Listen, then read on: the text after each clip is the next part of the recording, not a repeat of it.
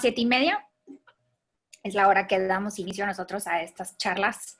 Bueno, mi nombre es la doctora Wendy Torres. Está con nosotros otra vez la licenciada Ronit Cruham, que es nutrióloga funcional y health coach, y el doctor Alexander Cruham. Hoy va a ser la continuidad de la charla de la semana pasada, que mucha gente se quedó con muchas preguntas. El día de hoy vamos a contestar sus dudas, sus preguntas, y las que vayan surgiendo. Siempre los invitamos a que a la mitad de la charla, de que ustedes, si tienen, de repente les surgió otra pregunta, que la vayan haciendo aquí en el box del chat, para que nosotros, los tres, podamos ir viéndolas y vamos contestándola conforme vayamos avanzando la reunión.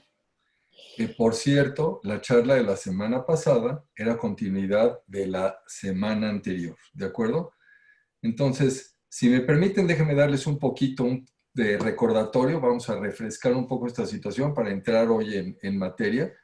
Y habíamos empezado esto hace un par de semanas con el tema de estrés, y eso lo vinculamos con todo el sistema digestivo, sobre todo por habíamos comentado cómo hay un paralelismo entre el desarrollo del sistema digestivo, el desarrollo del cerebro y un elemento fundamental que es el microbioma intestinal.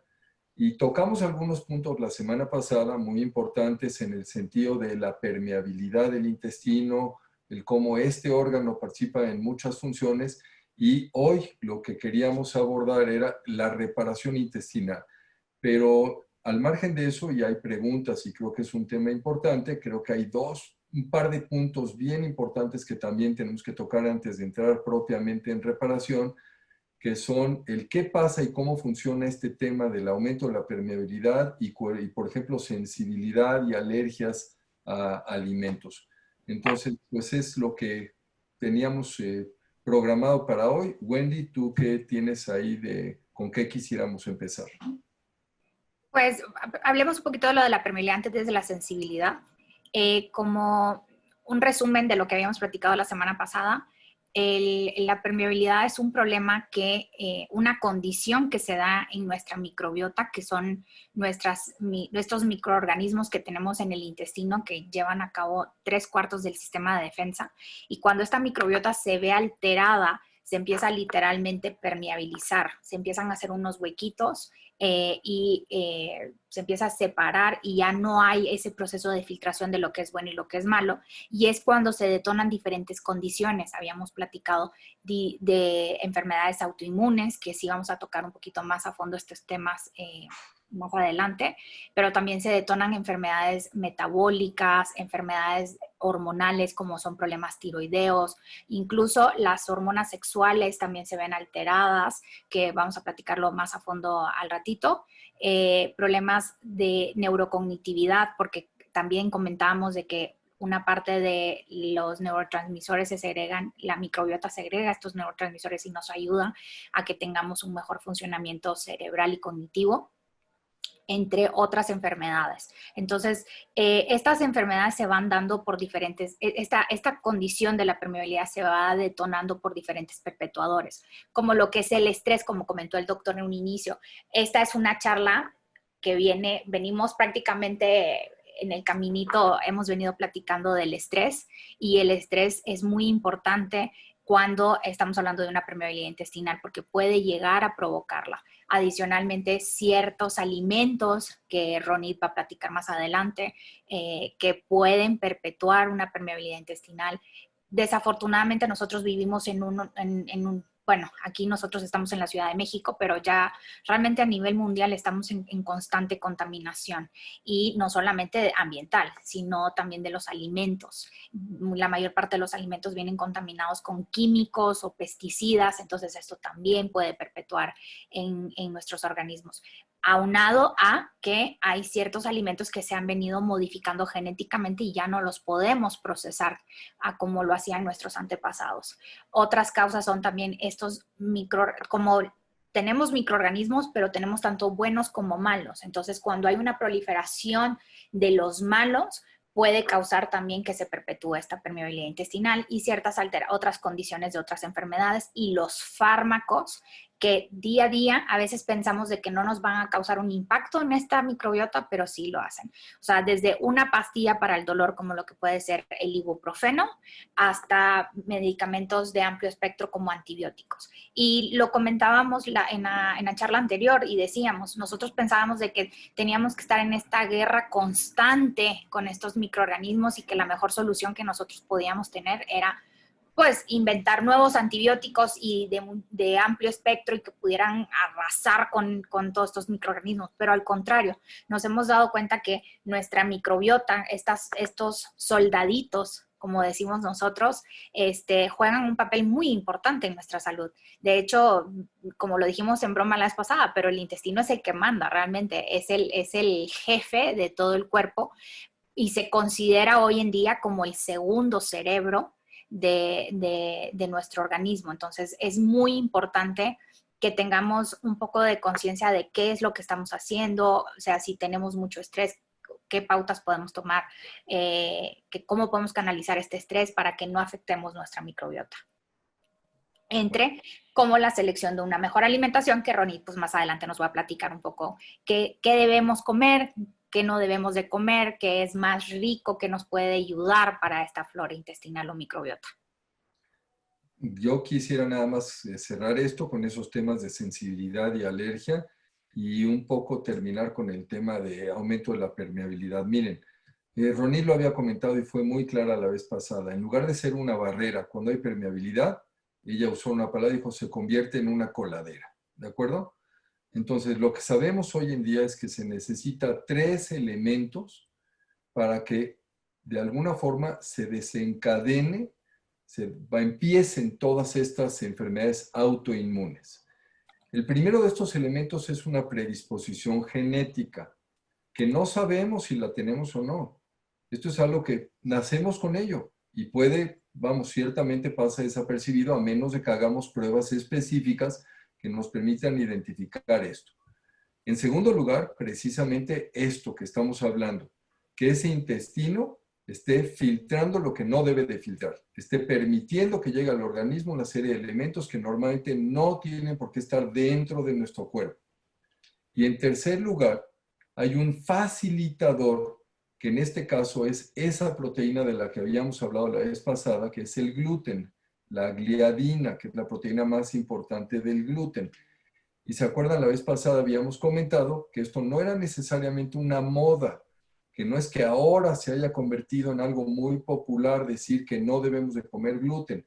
¿Se acuerdan que comentábamos que el gluten que hoy consumimos no se parece nada al gluten original porque esta semilla ha sido modificada genéticamente ya en varias ocasiones y lo que la doctora ya comentó? Entonces, si tomamos estos 3 elementos, entonces empiezan todas estas enfermedades autoinmunes. El término de autoinmunidad significa que el propio sistema de defensa perdió el control y actúa en contra de nuestros órganos, cosa que normalmente no debería de ocurrir. Las enfermedades autoinmunes, muchas de ellas, vamos a decir, son cosas raras y no pensamos de manera cotidiana en ellas, pero hay muchas que son muy frecuentes. Hipotiroidismo, el hipotiroidismo de Hashimoto es la enfermedad autoinmune más común. Si ustedes piensan, por ejemplo, diabetes tipo 1, también es una enfermedad autoinmune. Y como estas hay muchas otras, insisto, algunas son raras, pero muchas otras son mucho más frecuentes de lo que a veces parecería. Y el origen de todos estos padecimientos está en el intestino. Entonces, cuando la gente dice, ¿se pueden curar estas enfermedades? Si se identifica la causa y es un momento correcto, o sea, vamos a pensar con el hipotiroidismo. Si ya hubo un daño muy avanzado en el tejido tiroideo, no vamos a poder revertir eso, porque la tiroides ya en esas circunstancias se cicatrizó, hagan de cuenta que se hizo como si fuera una cicatriz, como que fuera un tejido que perdió su capacidad funcional y en esas circunstancias, pues no vamos a poder recuperar la producción de hormonas.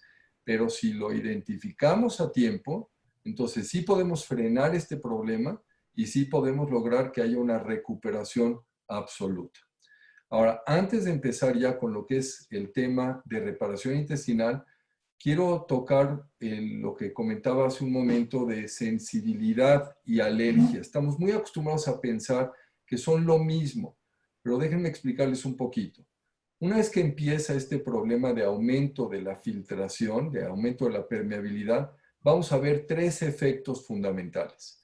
El primero de ellos es que no estamos eliminando tóxicos como normalmente debería de ser. ¿Por qué? Pues porque el intestino es un órgano muy importante que participa en sacar estas toxinas del organismo. En segundo lugar, dejamos de absorber ciertos nutrientes. Hay cosas que normalmente nosotros deberíamos de recibir de los alimentos y cuando hay esta permeabilidad alterada, no la estamos pudiendo captar. Y número tres, aparecen intolerancia, sensibilidad y alergia a alimentos. No son lo mismo. Intolerancia es que no lo puedo procesar. Piensen, por ejemplo, en los lácteos. No tengo la enzima necesaria para procesar los lácteos, me caen mal. Alergia y sensibilidad, las dos son respuestas del sistema de defensa. Y en los dos casos, el organismo está rechazando a los alimentos. Pero hay una diferencia muy importante. La alergia es una respuesta de corto plazo. En un lapso no mayor a 3 días se va a presentar. La sensibilidad es una respuesta de largo plazo. Para que empiece a manifestarse, tienen que pasar por lo menos 21 días. Entonces, piensen en esto. O sea, yo como algo hoy que me afecta y produce sensibilidad y tiene un problema, vamos, produce un efecto inflamatorio en mi intestino, me empieza a hacer daño hasta dentro de 3 semanas. Ya no me di cuenta de ello.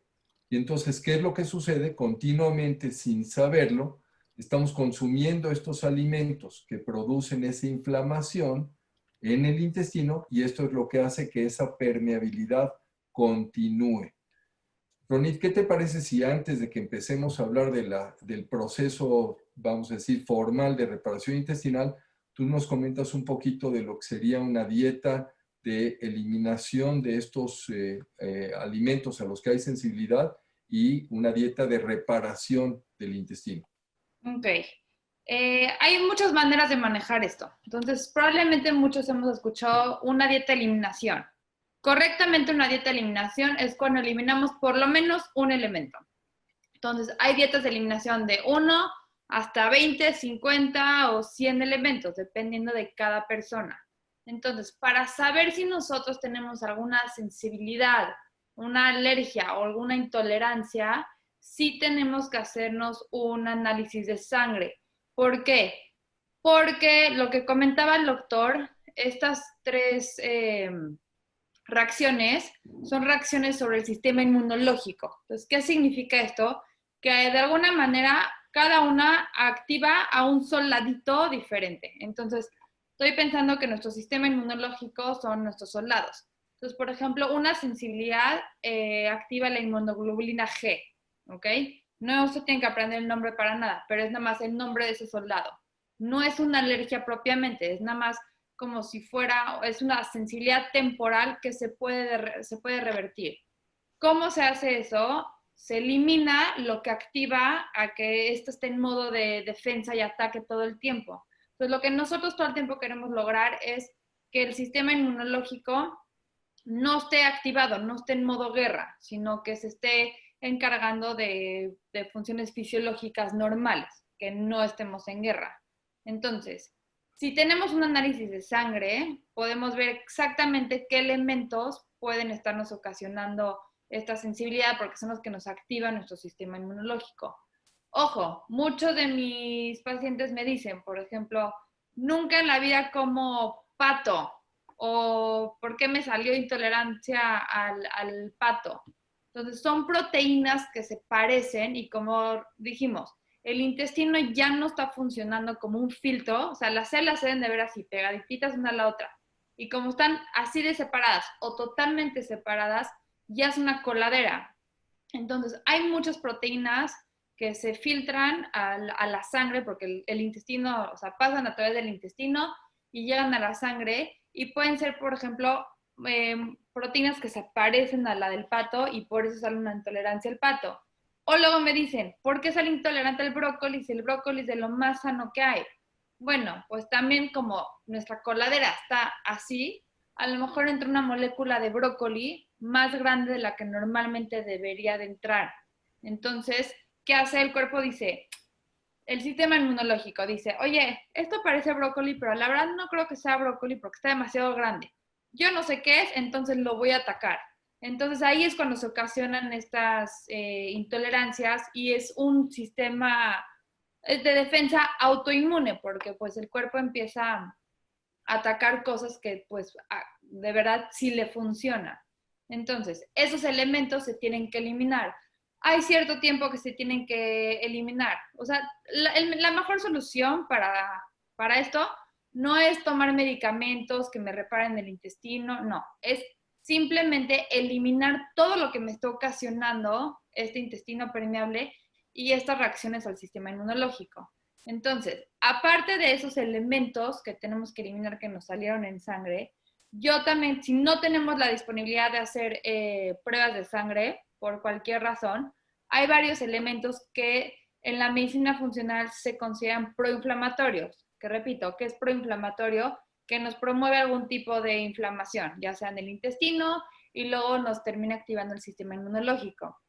Como comentaban los doctores, uno de ellos puede ser el gluten. Entonces, aunque no tengamos intolerancia, ni sensibilidad, ni la alergia, que esos se llaman propiamente, o sea, la enfermedad celíaca, igual es una proteína que, como expliqué la última vez, que llega al intestino y de igual manera nos los termina irritando. Entonces nosotros no queremos, o sea, es un factor más que nos irrita al intestino. Llámele que venga del producto de pasta integral, pan pita integral, pan multigrano o de los peores pan blanco, por ejemplo. Entonces no importa de dónde viene, la simple molécula, o sea, la presencia de la molécula sigue afectando al intestino. ¿Qué otra cosa consideramos proinflamatorios? Todo tipo de lácteos, principalmente los de vaca, pero no únicamente los lácteos de vaca. Cuando me refiero a lácteos, me refiero a cualquier producto que esté hecho del origen de la leche de algún animal. Entonces, puede ser leche como tal, helado, yogurt, jocoque, incluyendo también mantequilla porque está hecha de la leche de algún animal, quesos. Entonces, mucha gente dice, no, yo ya eliminé los lácteos desde hace 2 años, pero sí comen queso. Entonces, sigue siendo, o sea, un poco de lo mismo. Entonces, me refiero a eliminar todo producto que esté hecho de la leche de algún animal. Sí, doctor. Y un punto que sí es muy importante, mucha gente piensa que si es deslactosado ya no causa problema. Cuidado, la lactosa es el azúcar de los lácteos, pero la sensibilidad la tenemos a la caseína, que es la proteína de los lácteos. Entonces, lo mismo da si se consume un producto entero, leche entera o leche deslactosada, sigue siendo la misma proteína y esa es la que genera esta reacción. Correcto. Entonces, si, por ejemplo, me dicen, bueno, pero entonces, ¿por qué muchos nutriólogos recomiendan más los quesos de cabra? En efecto, los lácteos que provengan de cabra tienen menos contenido de caseína y también de lactosa, pero no significa que no contienen estas dos proteínas. Entonces, para mucha gente también puede ser conflictivo. Entonces, para hacer una dieta de eliminación más completa, se eliminan todos los lácteos y todo producto que esté hecho de alguno de estos lácteos. ¿Okay? Esos son los principales. Otro de los tres principales que yo considero así a fuerzas es el azúcar, principalmente azúcar de caña. Entonces, esto desafortunadamente creo que lo encontramos en el, o sea, 90% de los productos que vengan empaquetados. Si te quieres asegurar que no tenga azúcar, compra un producto que no contenga etiqueta nutrimental. Es decir, algo natural que encuentres en el mercado, ya sea, yo sé que el azúcar, que la fruta contiene azúcar, pero no todos los azúcares son iguales, ¿ok? ¿Qué me refiero con esto? Todo lo que contenga azúcar de caña, principalmente, y también fructosa, que ahorita entro en eso, es literalmente veneno para la flora intestinal. Entonces, mata a nuestros microbios buenos, que son los que nos ayudan a tener una buena pared intestinal, un buen sistema inmunológico, que tengamos buena producción de neurotransmisores, porque acuérdense que el intestino está conectado con el cerebro y se considera también el segundo cerebro. Entonces, si comemos una dieta rica en azúcares refinados que contienen azúcar de caña, que es lo más común, entonces, pues obviamente estamos colaborando a que haya todo un desbalance en la flora intestinal y por ende nos va a llevar a un intestino permeable. Entonces, sí, todo el azúcar de alguna manera es igual porque termina conteniendo glucosa, que eso es lo que absorbe el cuerpo, pero hay de mejores a peores. ¿Iba a decir algo, doctor? Sí, vamos a detenernos aquí un momento y vamos a dejarle a la doctora que empiece a explicarnos un poco lo que es este programa de reparación intestinal y aquí vamos metiendo otros elementos para que entonces ya se entienda. Esto es como un rompecabezas, ¿ok? Entonces, para que todo el mundo entienda que hay un proceso y de hecho este proceso no tiene la misma secuencia en todo el mundo, ¿eh? O sea, la doctora nos va a explicar en un momento, pero puede uno brincarse de uno para el otro hasta que esto depende de las características propias de cada persona, a dónde tenemos que empezar y con qué elementos tenemos que seguir. A ver, Wendy. Miren, como lo dijo Ronit, una de las cosas principales pues es la alimentación, pero adicionalmente es, como lo comenté un inicio, era la modificación de ciertos hábitos de vida que hemos venido platicando a lo largo de estas semanas. Pero adicionalmente nosotros tratamos las reparaciones intestinales quitando ciertas bacterias, cuando nosotros encontramos en ciertos estudios de que tenemos un sobrecrecimiento, eliminándolas. Y muchas veces nos preguntan, ¿ustedes están peleados con los medicamentos? Nosotros decimos, no, cuando los necesitamos sí los utilizamos y cuando no, no. Entonces, porque no es cuestión de que, porque te encontré algo, tengo que dar un fármaco. No, no, no va por ahí esto. En este tipo de práctica nosotros somos muy, diríamos, especial en ese tema. No, no mandamos por mandar. Y muchas veces utilizamos lo que son diferentes productos, tanto de herbolaria, como ciertas vitaminas, como ciertos minerales. Wendy, para que sea un poquito más en orden, ¿qué te parece si platicas del programa de las 5 R's? Bueno, las 5 R's lo que hacemos es para comenzar, eliminamos lo que es las fuentes que puedan causar esto, ¿no? La primera R es remover. Entonces, ahora sí, síguele. Luego, la segunda No, R... pero entonces, espérame, ya ibas bien. Síguele con esto. Entonces, ¿qué remueves ahí? Lo que removemos son tanto como los alimentos que pueden causar las alteraciones, perpetuar estas alteraciones, como adicionalmente remover lo que son estas bacterias que si encontramos en los estudios de laboratorio, los removemos.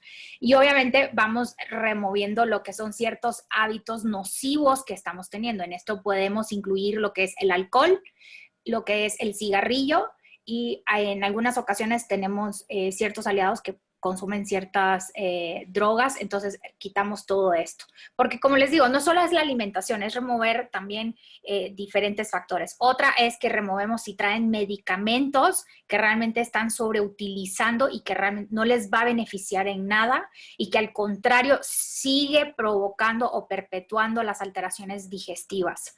También removemos lo que, bueno, de los hábitos es mejorar cómo canalizar el estrés, el sueño, cómo mejorar la higiene del sueño, entre estos factores que nos pueden perjudicar. La segunda R es reemplazar. Exactamente. Y con reemplazar, nosotros utilizamos lo que son los probióticos, pero no. Ahí vienen los prebióticos. Bueno, eso íbamos a platicar de los simbióticos, de los pro. Es que dar los probióticos, Wendy, ya realmente es la tercera R, es reinoculación. Sí. Entonces, a ver, vamos a concretarnos para que quede muy claro en qué es reemplazar. Vamos a dar prebióticos. ¿Y qué significa eso?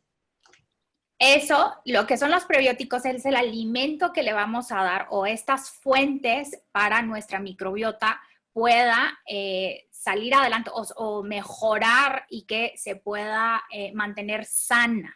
Y aquí muchas veces, pues sí, obviamente la alimentación, como dijo Ronit, hacemos mucho énfasis de que la alimentación tiene que ser importante en esta fase, porque si tú no mejoras en cuanto a consumo más de verduras, de una variedad de colores en tus verduras, pues obviamente estás limitando a lo que es tu microbiota a que esté más saludable. Miren, quiero además que se queden con una idea. O sea, estos prebióticos son elementos que ayudan, así como dice la doctora, a la proliferación de esa flora sana, ese microbioma sano y fuerte, ¿de acuerdo? Pero también ayuda a la regeneración de las células intestinales. Ahora, ¿por qué la fibra? Ustedes van a decir, bueno, ¿y la fibra qué? La fibra es eso que no se absorbe y que así como lo comemos, no lo digerimos y lo eliminamos. Bueno, la fibra se va degradando en nuestro organismo y produce ciertos químicos. Muchos de ellos son elementos, como dice Ronit, no se aprendan el nombre, pero uno de estos muy importantes son ácidos grasos de cadena corta. Nada más para que tengan una idea. Esos ayudan a que se regeneren todas las células del intestino, pero además se absorben a partir de la pared del intestino y estos son los que favorecen la producción de ciertas células de nuestro sistema inmune y favorecen también la protección de nuestro cerebro. O sea, son una de las vías de comunicación a través de las cuales este microbioma intestinal se comunica con el cerebro. ¿Se acuerdan que habíamos hablado de un eje microbioma intestino-cerebro? Ahora, yo sí quisiera aclarar esto antes de que pasemos al siguiente punto. A ver, Ronit, dinos cuáles son esos prebióticos, esa fibra, de dónde viene para que la gente lo tenga claro. La última vez les comenté, entonces acuérdense que los prebióticos es el alimento de los probióticos, entonces hay que cuidar nuestros animalitos, nuestras mascotas que tenemos en casa, que es nuestro intestino. Entonces, ¿cómo lo hacemos? Comiendo, por ejemplo, la jícama es alta en prebiótico, también el plátano inmaduro, que significa verde, o sea, mientras más verde, que más trabajo te cueste quitarle la cáscara, mucho mejor. También hay una alcachofa de Jerusalén que parece como la raíz de jengibre, pero más gordita. Ese también es excelente alimento y muy alto en fibra. También el apio, palmitos, cebolla, ajo. Entonces, todos los prebióticos son cosas que se fermentan por nuestras bacterias buenas, que son los probióticos que tenemos. Entonces, lo que también comentaba el doctor de ácidos grasos de cadena media, ese también es excelente prebiótico. ¿Cómo, dónde y encontramos esto? Ya existe la versión que se puso de moda, que es un aceite que se llama MCT, que viene a través de aceite de coco, pero es como una manera de refinación que se puede, o sea, no es mala, nada más se extrae y se condensan más los aceites, los triglicéridos de cadena media, y si no podemos adquirir esos, pues entonces utilizar el aceite de coco. Ojo, tampoco significa que vamos a echarle todo, un montón de aceite de coco y freír toda nuestra comida con aceite de coco, para nada, pero de repente si vamos a sofreír algo, porque acuérdense que el aceite de coco no aguanta temperaturas altas, entonces si es nada más saltear algo rápidamente, se puede utilizar aceite de coco, o si vamos a cocinar ya con recetas, se puede utilizar el aceite de coco.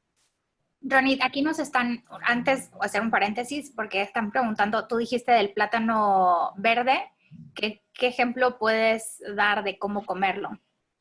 Pues así solito, la verdad no va a ser tan dulce como un plátano súper amarillo y casi negrito y muy, muy dulce, rico, porque ahí la verdad aumenta más el índice de glucosa. Entonces, todo el proceso de maduración de los alimentos, principalmente las frutas, si se dan cuenta, cuando nos comemos algo muy verde, es difícil de comer, entonces está fibroso. O sea, piensen en un plátano o en un mango, por ejemplo, termina hasta siendo ácido y crujiente y fibroso.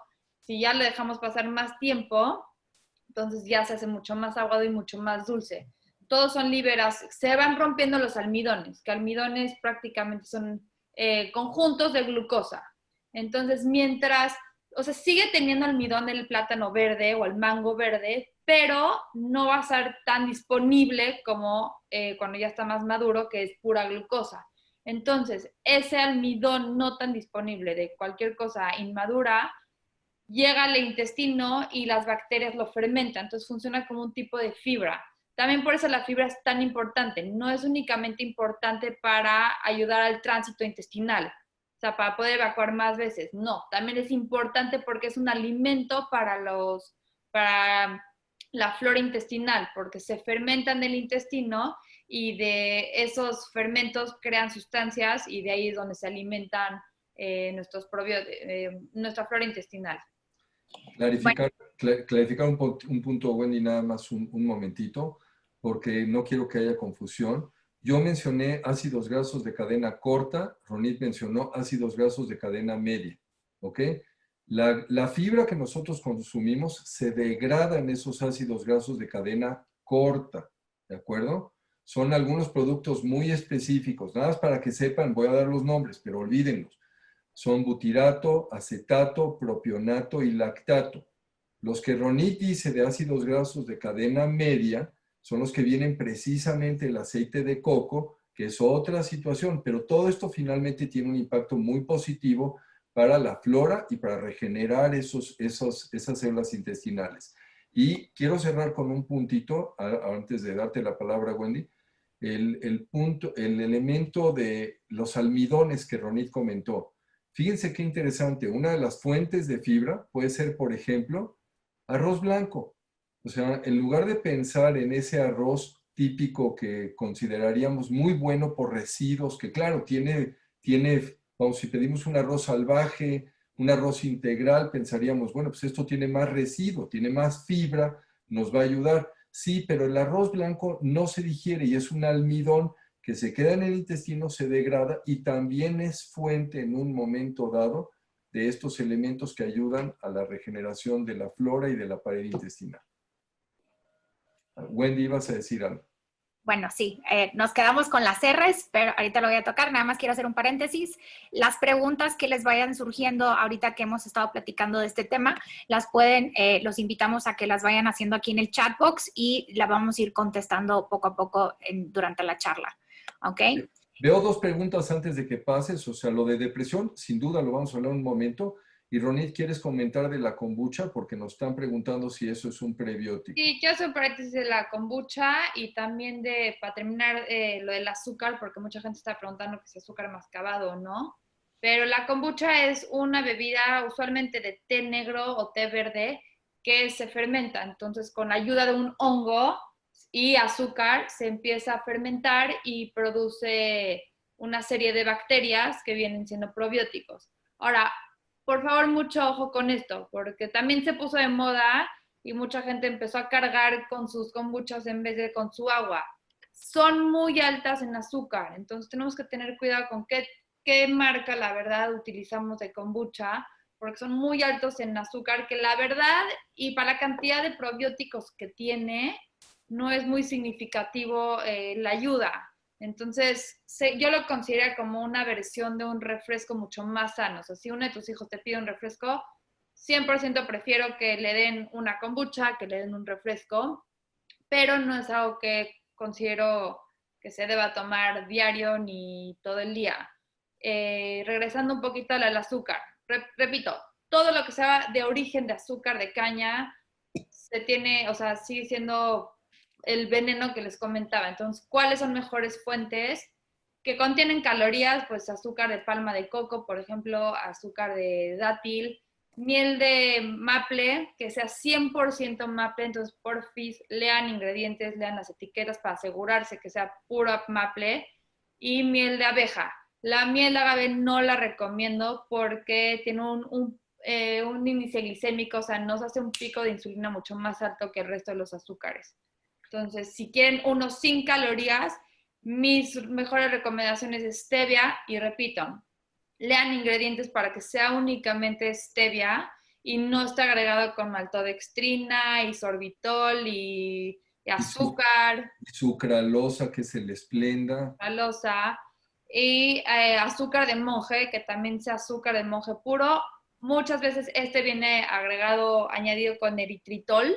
El eritritol no es malo, a mucha gente le puede ocasionar gases y diarrea si es en grandes cantidades. Entonces vayan midiendo cuál es el que a ustedes les gusta más, pero con ese no hay problema. Y terminando, porque se está preguntando también, sí, en muchas culturas existe una serie de alimentos naturalmente fermentados. Esto es mucho más común en el oriente, por ejemplo. Preguntan el chucrut, sí, excelente. Ese tipo de alimentos, y hay muchos otros que naturalmente son fermentados, son excelentes. Esos son muy buenos prebióticos y contienen probióticos. Ahora, yo hacía una búsqueda y decía, a ver, en nuestra cultura, ¿qué tenemos fermentado? Y la realidad es que no se me ocurrió nada más que el pulque y el tepache. Entonces, no me van a, no creo que sea correcto que yo sugiera que tomemos pulque diariamente como fuente de prebiótico y de probiótico, ¿de acuerdo? Creo que podemos hacerlo mucho más sano a través de o un yogur, pero es obviamente cuidando el tema de los lácteos que Ronit ya comentaba, el kefir, cosas por el estilo. A ver, Ronit, pasemos a la tercera R, que es reinocular. Ok, justo a eso es lo que iba. Entonces, muchos están preocupados porque, no, pues ahora, ¿qué alimentos con probióticos voy a consumir? ¿Qué probióticos de marca son buenos? Ojo, nomás acuérdense, todos ya tenemos probióticos. Sí, cada quien tiene una cantidad diferente y de diferentes bacterias. Entonces, también hay que cuidar los que ya tenemos. ¿Cómo hacemos esto? Prácticamente con una alimentación sana, o sea, libre de alimentos procesados y enfocándonos más en productos de origen vegetal, porque también, o sea, mucha proteína de origen animal también puede ser muy pesada para nuestra flora intestinal, incluso también nos puede ayudar a modificarla un poco y pues a la larga también ocasionar el intestino permeable. Entonces, ¿cómo reintegramos y reinoculamos? Si ya eliminamos los alimentos conflictivos, los que nos están ocasionando estos problemas, sí llega un punto en los que se vuelven a reintroducir. Entonces, se reintroducen de cierta manera en que es uno por uno. Y, por ejemplo, la manera que a mí me gustaba manejarlo es un día se consume y que sea primero que nada como a primera hora del día, no más tarde de la hora de la comida, para que le demos el paso del día para ver si hay algún tipo de síntoma. Que recuerden, no únicamente tiene que ser dolor de estómago o inflamación del intestino. Pueden ser dolores de cabeza, ansiedad, insomnio, retortijones, dolor de músculos, dolores de cabeza, puede ser cualquier cosa. Entonces, sí es importante llevar más o menos un diario. Si no hubo algún síntoma, se puede volver a incluir día 3 y 4. Si otra vez hubo un síntoma, se anota y se vuelve a suspender por otro ratito más. Y ya después seguimos con el otro alimento. Ahora, regresando un poquito a lo que le estaba diciendo antes, sí pueden enfocarse en alimentos altos en probióticos. Muchos preguntan del kéfir. El kéfir, la verdad, al final del día sí termina siendo lácteo. Entonces, para la gente que no tiene un problema con el lácteo, sí se recomienda kéfir y un yogurt que, repito, no tenga azúcar agregada, que sea literalmente la pura leche fermentada hecha en yogurt. Si no, hay otras maneras de consumirlos. Si ya tomamos probióticos, tenemos una alimentación sana, también comemos prebióticos, con eso es suficiente. Otro alimento que es súper reparador intestinal es, en español es consomé, o sea, caldo de pollo o caldo de huesos, más bien, no tiene que ser de pollo. No sé si, o sea, cada vez que nos enfermamos, tómense un consomé de pollo. ¿Por qué? Porque realmente esto sí viene, o sea, de miles y miles de años atrás, sí tiene efectos sumamente terapéuticos. Si lo hacemos correctamente, no me refiero al famoso Nor Suiza. Eso, por favor, si lo tienen en su cocina, terminan nuestra plática, van y lo tiran directamente al basurero. No necesitan eso. Lo que necesitan es hacer un caldo en su casa con el pollo completo, todos los huesos. Sí, ahorita por todo lo que nos enfrentamos, sí se necesita que sea orgánico, porque si no, le vamos a sustraer todas las toxinas que almacena el pollo y pues nos los vamos a estar consumiendo, entonces va a ser un poco contraproducente. Pero ojo, el caldo no es nada más de pollo, también se puede hacer de hueso de res, también se puede hacer De de cualquier pescado. animal, o sea, de Y bisonte, de lo que encuentren y lo que quieran. el mensaje es que se pone esto con una serie de alimentos, se pone a hervir a una cocción muy lenta durante 24 horas y entonces del hueso se van liberando una serie de proteínas que tienen un impacto muy positivo para reparar el intestino. Como es la glutamina. Y no solo las proteínas, o sea, la glutamina que arriba, cuando se deja Pero, enfriar, pero Pero ya, espérate, es que ahí ya, te está ya, cayendo la otra R. ya te brincaste, entonces deja que Wendy tome aquí la palabra emocioné. para reinocular. A ver, Wendy. A ver, una de las preguntas que hacen es, bueno, y aún así tenemos que tomar los suplementos de probiótico. Sí, ¿por qué? Porque muchas veces, como decía Ronnie, o sea, la alimentación, si nosotros tenemos diferentes alteraciones digestivas, no estamos absorbiendo bien, entonces, aunque tú estés comiendo muy rico en prebióticos, a veces no los absorbes completamente. Entonces, y no todos o sea, no consumimos todos los alimentos puros. Por eso siempre optamos más a que sean orgánicos.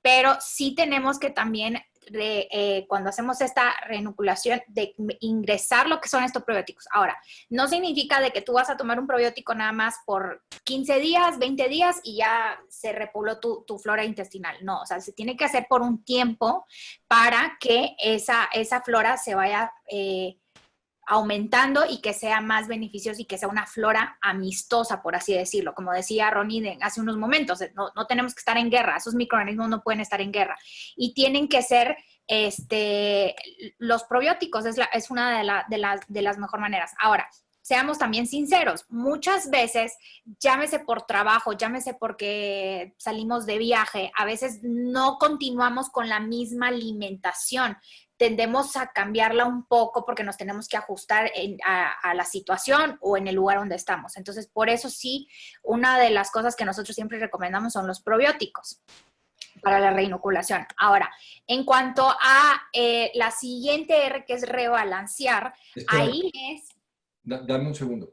Déjame terminar un poco con el tema de los probióticos, esta reinoculación. Bueno, el concepto es que siempre tenemos una flora intestinal, pero pudimos haberla perdido por la mala alimentación, por el estrés, por medicamentos, etc. Ahora, aquí nos vamos a precisamente las 2 sesiones anteriores que habíamos comentado. Y eso que decía yo al principio. O sea, cuando el bebé nace, ¿tiene flora intestinal? Sí. A partir del cordón umbilical, la madre le fue transmitiendo ciertos elementos, pero evidentemente es una flora muy reducida, ¿de acuerdo? El primer elemento fundamental, clave, que va a determinar cómo vamos desarrollando ese microbioma es precisamente la forma de nacimiento. Ya lo habíamos comentado, los bebés que nacen por cesárea no pasan por el canal vaginal, no tienen este contacto para empezar a formar su propio microbioma y entonces desarrollan este microbioma a partir del contacto de las enfermeras, los doctores y los gérmenes propios, los microorganismos propios del hospital. Se calcula que van a ser más o menos 2 años para que esos bebés que nacieron por cesárea tengan una flora más o menos equivalente a la de los bebés que nacieron por parto natural. Pero aún así, eso ya tuvo un impacto y sabemos que esos bebés que nacen por cesárea tienen mucho mayor riesgo de alergias, de diabetes, de obesidad que los bebés que nacieron por parto natural. El segundo elemento fundamental en ese sentido es la lactancia, el pecho materno. Eso también es un factor determinante que hace que desarrollemos ese microbioma sano. Ahora, terminando con este punto, porque quiero pasar a un elemento que se llaman psicobióticos y pasar ya a la siguiente R. Pero el problema de los probióticos es que, aunque los tomemos durante periodos muy prolongados, no se incorporan a nuestra flora. Entonces, pensaríamos, hombre, llevo años tomando un probiótico, seguramente mi propio microbioma ya contiene estos mismos elementos. Pues no es así. Entonces, por eso, no es que no podemos sustituir el valor de generar un microbioma sano con el punto que comentábamos anteriormente, los prebióticos, que eso se encarga de desarrollar a nuestro propio sistema y no esperar que una capsulita que nosotros tomemos diariamente tenga ese impacto. Además, sabemos en este eje intestino, este eje microbioma intestino-cerebro, que hay un efecto específico de ciertos organismos. Hay dos tipos de bacterias que son las más comunes, familias de bacterias que tienen mayor beneficio para nosotros. Son los lactobacilos y una especie adicional que se llaman bifidobacterias. Pero de estas hay muchísimas especies y no funcionan igual para todo mundo. Preguntaban, ¿hay depresión o podemos curar depresión por el microbioma? Sí, sabemos que lo hay. Nada más para darles un ejemplo.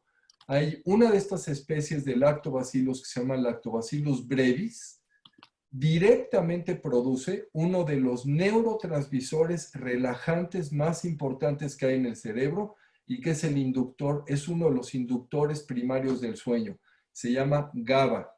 Entonces, fíjense nada más, el organismo específico que contiene la preparación que nosotros utilizamos puede hacer la diferencia, no nada más para dormir y no dormir, sino incluso para desarrollar o no desarrollar en un momento dado depresión. Por eso es que hoy hablamos de psicobióticos. Y psicobióticos son estos organismos que tienen un impacto desde el punto de vista de comportamiento y de salud mental. Entonces, no es nada más hablar de un prebiótico o de un probiótico, también hay combinaciones de los dos que se llaman simbióticos, hay otro tipo de elementos que se llaman paraprobióticos, que quiere decir que se inactivan los organismos, y todas estas modalidades hoy en día se están explorando y están abriendo un terreno increíble en el área de las neurociencias. Entonces, nada más para que nos demos una cuenta del poder, digamos, de los probióticos, los prebióticos y toda esta salud intestinal en el resto del organismo. Ahora sí, Wendy, pasemos al tema de reparación y que Ronit nos diga algo más de los alimentos, pero empieza tú. Ok, en cuanto a la reparación, aquí es donde nos apoyamos nosotros para el revestimiento, o sea, mejorar otra vez lo que es el tracto digestivo y la microbiota. Y aquí nosotros nos apoyamos con diferentes recursos. Bueno, ya habíamos dicho lo de los probióticos, adicionalmente con antioxidantes. Utilizamos lo que son ciertas vitaminas.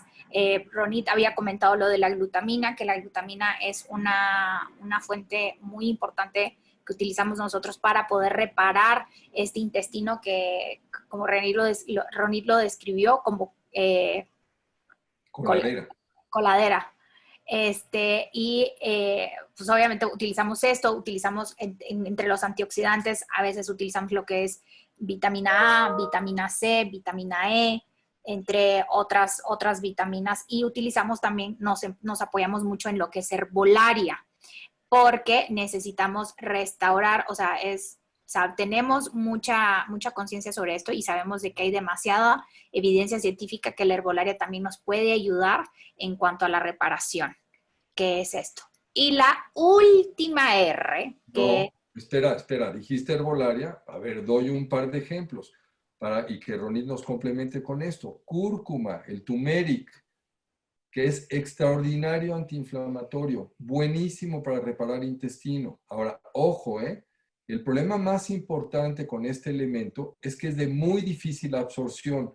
Ahora, si yo lo quiero que actúe a nivel intestinal, no importa, pero si quiero que se absorba en mi organismo para que tenga un efecto antiinflamatorio, para ayudarme a resolver otros problemas de salud, si uso cúrcuma común y corriente, seguramente no me va a servir de nada. Necesito que esté formulado de cierta manera para que entonces mi intestino lo pueda absorber y llegue a donde tiene que llegar. Hay otros... Adelante. La cúrcuma, cuando lo utilizamos en productos, o sea, que nos vamos a comer, que es súper, súper bueno, para ayudar a su absorción, siempre tiene que venir junto, por lo menos, con una pizca de pimienta, porque la pimienta contiene ciertos elementos que ayudan a los elementos benéficos de la cúrcuma a absorberse. Sí. Otros productos de herbolaria, por ejemplo, que se utilizan, el aloe vera, muy importante. Otro producto que se llama boswellia. Entonces hay toda una serie de combinaciones. Simplemente piensen ustedes en reparar, como hagan de cuenta que el intestino se hizo como un queso gruyère o como una calle llena de baches y la tenemos que volver a repavimentar, ¿de acuerdo? ¿Para qué? Para que la permeabilidad regrese a lo normal y deje de filtrarse aquello que no debe de filtrarse. Ahí es donde entra este caldo de hueso que Ronit comentaba, porque entonces se van liberando esas proteínas y es ese como asfalto que el intestino va a recibir para sellarse. ¿Qué más quisieras comentar de reparación antes de que Wendy termine con el tema de rebalanceo? Mucha gente me ha preguntado del colágeno, si eso también ayuda para reparación. Pues sí, sí ayuda, pero si hacemos el caldo de pollo, de carne, el caldo de huesos, perdón, mejor a llamarla así, ya contiene colágeno, entonces ya no necesitamos un suplemento de colágeno. Repito, es muy importante que todo lo que nos tratemos de meter para ayudarnos, chequemos de dónde viene. ¿Qué me refiero con esto? Porque si hacemos un caldo de huesos de un animal que no creció orgánicamente, o incluso, o sea, si es un vil pollo del súper, por ejemplo, pues lo más probable es que el pollo estaba enfermo, inyectado con hormonas y lleno de toxinas por la alimentación y por la mala higiene que se llevó a cabo en su crecimiento. Entonces, todas esas toxinas las vamos a sustraer en el caldo y nos vamos a consumir nosotros. Entonces, sí es importante que vean de dónde viene el origen. Ahora, ya vi una pregunta por ahí. Si Nada yo no más lo quiero hacer, sí. un segundito, porque eso que acabas de decir, nada más, resúmanlo de manera muy sencillita. Nos comemos lo que comió, lo que nos estamos comiendo. ¿De acuerdo? Entonces, ahí es donde tenemos que ver toda la cadena hasta que llega a nuestro plato. Si no, no sirve. Entonces, hagan lo mejor posible. O sea, si están en un lugar que no consiguen productos orgánicos, traten de buscar, por ejemplo, granjas, gente que conozcan, que crezcan a los animales y vean de qué manera crecen a sus animales. Entonces, aunque no tengan la certificación orgánica, pero si las vacas están hechas para comer pasto, por ejemplo, o sea, tienen que ser vacas de pastoreo, si vamos a hacer un caldo de res, porque muchas veces, bueno, en el súper la carne que encontramos y los huesos son huesos y carne de vacas que estuvieron creciendo con maíz y soya, y aparte genéticamente modificados, entonces, y algo de pasto. Entonces, obviamente son animales que terminan creciendo porque pues esos grandes los hacen engordar, pero crecen enfermos, entonces no queremos comernos o hacer un caldo de esos huesos de animales enfermos. Y si no, hay mucha gente que ya se encarga, pueden buscar en línea o preguntar con conocidos que les quede cerca, que mucha gente ya se dedica a hacer estos caldos de huesos. Obviamente les recomiendo hacerlos ustedes porque al comprarlo va a ser más caro, pero no significa que no sean buenos. O sea, son exactamente igual de buenos que si los hicieran ustedes, nada más ustedes es invertir un poquito más el tiempo. Solo repito, asegurar de dónde viene el origen pues, de los huesos que utilicen. Entonces, si ya estamos consumiendo eso, no necesitamos consumir colágeno. Si sí queremos consumir colágeno, vuelven a checar en la etiqueta, tiene que ser por lo menos de vacas de pastoreo, porque normalmente están hechas de huesos de vaca. Si encontramos que sea de pastoreo y orgánico, ese sería perfecto. ¿Okay? Entonces sí chequen por favor muy bien los ingredientes. No porque hay eso, colágeno hidrolizado, casi todos son hidrolizados. Entonces chequen el origen de todo lo que se vayan a comer. Wendy, se nos viene el tiempo encima, rebalanceo. El rebalanceo era lo que platicábamos de otra vez reequilibrar lo que son los hábitos, tanto como de estilo de vida, tanto como lo que es el sueño, lo que es el estrés, lo que es el ejercicio, adicionalmente pues la alimentación, para que esta flora se pueda otra vez mejorar, pueda mejorarse, pueda estar sana y que adicionalmente podamos nosotros segregar de lo que son ciertos neurotransmisores y que podamos tener como más calma, estemos más relajados, podamos canalizar mejor lo que es este estrés y que no generar, como lo habíamos dicho desde la primera charla cuando hablamos de estrés, ciertos marcadores de inflamación o que se perpetúe esta permeabilidad intestinal. Entonces, es muy importante que por eso, la verdad, siempre lo hemos dicho, esta charla da pauta a que sean muy extensa porque es demasiada la información que podríamos proporcionar. Pero estos son las 5 R's que hacemos nosotros en un tema de intestino permeable.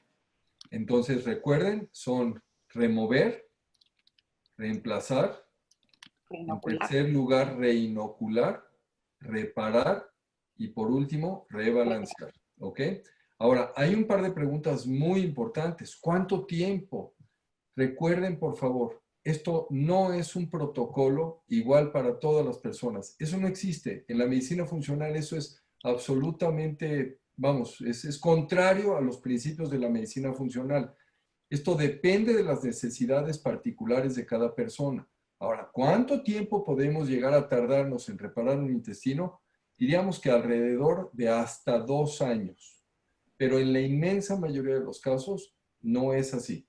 Entonces, ¿cuándo? Vamos a pensar en una persona que tuvo un cuadro severo de tifoidea y le dieron antibióticos durante un periodo largo, o bien cuando niño recibió antibióticos de manera prolongada, eso va a ser un caso mucho más complicado de alguien que tuvo algún evento muy rápido, digamos, del que se recuperó afortunadamente de manera exitosa, y entonces en cuestión de unos cuantos meses habremos terminado con todo esto.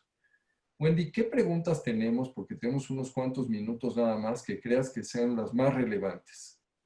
Bueno, ¿qué exámenes me puedo realizar para saber si tengo una permeabilidad intestinal? Déjenme a mí tocar aquí ese punto. Miren, sí hay pruebas, muchas de ellas muy sofisticadas. Y veo que también alguien había preguntado sobre la prueba de sensibilidad a alimentos. Las pruebas miren, alergia se mide con un tipo de inmunoglobulina. Recuerden que estamos hablando del sistema de defensa, de los soldaditos que ya comentaban Wendy y Ronnie, ¿de acuerdo? Entonces, la alergia se caracteriza por una elevación de inmunoglobulina E. La sensibilidad se caracteriza por inmunoglobulina G, G de gato. Entonces, sí hay pruebas que miden precisamente sensibilidad a un tipo específico de inmunoglobulina G. ¿De acuerdo? Hay varias en el mercado. Ahora, respecto a las pruebas de permeabilidad del intestino, sí las hay. Una de ellas, por ejemplo, mide directamente una de las proteínas que son las que ejercen ese efecto de pegar a una célula intestinal con la otra. Se llama sonulina, pero no se hace en México, entonces es una prueba que hay que enviar a Estados Unidos. Créanme, hay estudios súper sofisticados para todo esto. Hay estudios que miden microbioma intestinal con un grado de detalle impresionante. Pero tenemos que ser prácticos. O sea, si la prueba no existe en México, si es difícil enviarla a Estados Unidos o es costosa, pues en muchas ocasiones no podemos utilizarla. Y entonces tenemos que utilizar dentro de la historia y algunas pruebas muy básicas, muy sencillas, como por ejemplo marcadores de inflamación, la prueba de materia fecal para ver si la persona está digiriendo, absorbiendo correctamente. De manera indirecta nos dan los datos que nos permiten, pues de alguna manera, contemplar que este es el problema que la persona está experimentando. ¿Qué más, Wendy? ¿Qué otras preguntas? Ahora que hablaba de la alergia, doctor, una de las preguntas era, bueno, entonces la alergia no se cura. Sí, claro que se cura, por supuesto que se cura. Y la inmensa mayoría de estos problemas de alergia realmente no son alergias estrictamente, sino son sensibilidades. Entonces, muy frecuentemente lo vemos, gente que lleva años con congestión nasal, con rinitis, con lagrimeo en los ojos, con asma. Hacemos la prueba de sensibilidad a alimentos. Eliminamos aquello que les está haciendo daño y entramos en todo este programa de reparación intestinal y la alergia desaparece. Dentro de las otras preguntas, doctor, bueno, de que están haciendo la gente es enfermedades autoinmunes. ¿Cuáles son las más comunes que se generan por una permeabilidad intestinal? Y las enfermedades autoinmunes no son cientos, son alrededor de 100 más o menos descritas hoy en día. Y por mucho, la más frecuente es el hipotiroidismo de Hashimoto. O sea, el hipotiroidismo producido por anticuerpos contra la glándula tiroides. Diabetes tipo 1 es otra de las más comunes. Enfermedad celíaca es otra de estas enfermedades autoinmunes que hablábamos del gluten, pero hay otras que son, vamos a decir, seguramente, bueno, algunos de ustedes habrán escuchado, por supuesto, de lupus. Vitiligo es una de estas enfermedades autoinmunes, pero podrán no haber escuchado de otro tipo de síndromes raros como esclerodermia, polimiositis, dermatomiositis, etcétera. Esas son las enfermedades autoinmunes.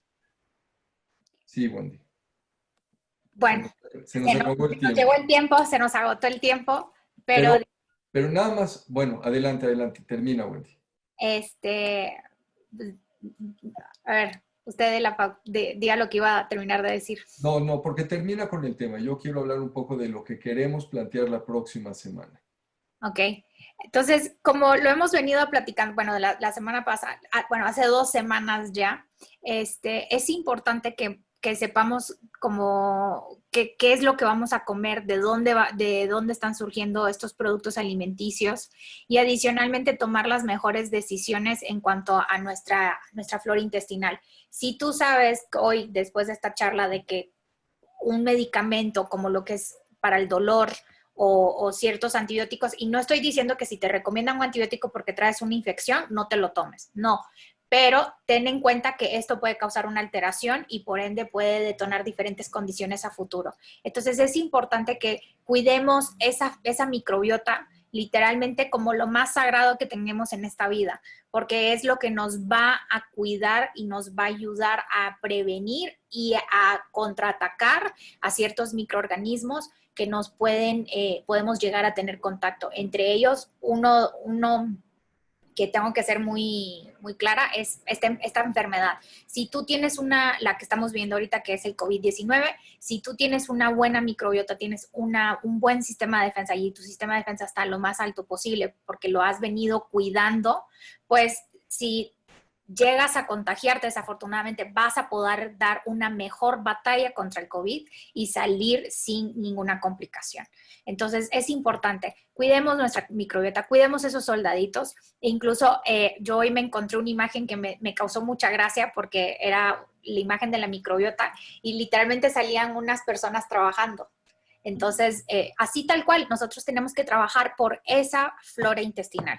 Entonces, creo que con esto es el último mensaje que quiero exponerle a la gente y pues platiquemos del siguiente tema, doctor. No, Ronit, ¿con qué quieres cerrar antes de que yo hable de lo que tenemos preparado para la siguiente semana? No, pues yo todavía tengo mucho que decir, pero no me da tiempo. Pero pues gracias a todos por su atención y espero que les haya podido resolver la mayor posible de dudas. ¿Pero algún tema específico de nutrición que creas que tienes que dejar ahí un mensaje adicional? Así, lo más importante de resumen es, como dijo la doctora Wendy, ver el origen de los alimentos. Entonces, no todos los arroces son iguales, no todos los pollos, no todos los pavos, no todas las carnes, no todos los pescados son iguales. Obviamente hay cosas que están fuera de nuestro control. No quiero que se mueran de hambre porque pues no sé cómo se crió el pescado o la vaca, pero cosas que sí pueden controlar. Cada quien, dependiendo de dónde estén ubicados, traten de informarse cerca de ustedes si hay granjas locales o mercados, pregunten a sus surtidores de carne si hay carnicerías, si no vayan a tiendas que tienen productos orgánicos y pregunten datos porque ahí seguro conocen, o en Facebook vayan preguntando, siempre va a haber la amiga, la prima, etcétera, que va a conocer. Entonces, traten de hacer lo mejor posible en lo que puedan controlar. Y miren, el tema de costo es una realidad y siempre tenemos que tenerlo presente, pero también reconozcamos que precisamente estos productos en general son más costosos porque tienen un bajo consumo. Entonces estamos metidos en una situación, en un círculo vicioso, donde solamente en la medida en la que todos nosotros como sociedad empecemos a promover esto y lo empecemos a generar, pues seguramente todos estos productos que van a tener mayor demanda van a empezar a bajar de costo. Y eso ténganlo presente. Y nada más ese paréntesis, o sea, comprar lo que se pueda. Entonces, también chequen en internet, porque repito, no puedo hablar de todo, pero hay listas de principalmente frutas y verduras que salen cada año de los limpios, de los alimentos más limpios y los más contaminados. Entonces, de los más contaminados sí deben de comprar orgánico, el resto la verdad no. Entonces vayan ahí también midiendo en qué pueden hacer y ubicar su presupuesto y en qué cosas no se requieren. Así es. Bueno, para la próxima semana queremos hablar precisamente de los niños y lo queremos vincular con todo lo que está pasando, no nada más por el tema del confinamiento. Empezamos hablando de estrés, seguimos con toda esta situación precisamente del desarrollo y la vinculación del sistema digestivo con el cerebro y con, vamos a decir, toda la cuestión neurológica, pero tenemos que darle voz a los niños y tenemos que entender que un niño no es un adulto chiquito y tenemos que entender que un niño y un adolescente pues no son necesariamente sanos y se van a enfermar solamente cuando son adultos. O sea, la salud empieza desde antes del nacimiento y es un poco lo que queremos transmitir y el impacto de muchos de estas cuestiones de carácter de intercambio social y salud y cómo esto repercute en lo que va a ser más adelante en nuestras vidas. Eso es lo que queremos comentar con ustedes la próxima semana, así que si tienen alguna duda, pregunta, comentarios, ayúdenos, váyannos mandando y así podemos ir estructurando precisamente la plática para responder a todas sus inquietudes. Bueno, pues buenas noches y les agradecemos a todos. Wendy. Paréntesis, no sé si han leído también el libro del doctor Cruham, que muchos me están preguntando que quieren saber un poco más acerca de la medicina funcional. Ahí toca muchísimos temas, es muy amplio, lo explica súper bien. Entonces, si lo quieren también adquirir y ir aprendiendo sobre eso, también les puede ayudar mucho a ustedes y a sus familiares. Así es. Bueno, antes de que nos despidamos, voy a volver a copiar lo que es la liga de la encuesta, que les agradeceríamos mucho que nos ayuden a llenarla. Esto es en pro de que podamos saber qué dudas les han surgido. Los invito a que la llenen para que la próxima charla que vamos a dar, que va a ser de los niños, si tienen ustedes alguna pregunta en específico que quisieran que abordáramos, nosotros tenerlo en cuenta. Y adicionalmente para también efectos de calidad, de saber si les están gustando esta charla, si les gustaría, qué les gustaría que mejoráramos. Vuelvo a dejar aquí la liga, igual nosotros nos vamos a desconectar, yo me voy a tardar un poquito en desconectar para que las personas puedan darles chance que la descarguen, entonces, y nos ayuden. Y aquí estamos nosotros por ustedes y para ustedes, y les agradecemos de que nos regalen este tiempo y que podamos entrar a su hogar y que puedan escucharnos, sobre todo, y que vayan tomando en cuenta todo esto y que vayan haciendo estos cambios que hemos venido platicando a lo largo de estas semanas. Gracias, buenas noches. Buenas noches. A todos, que descansen. Hasta luego. Adiós.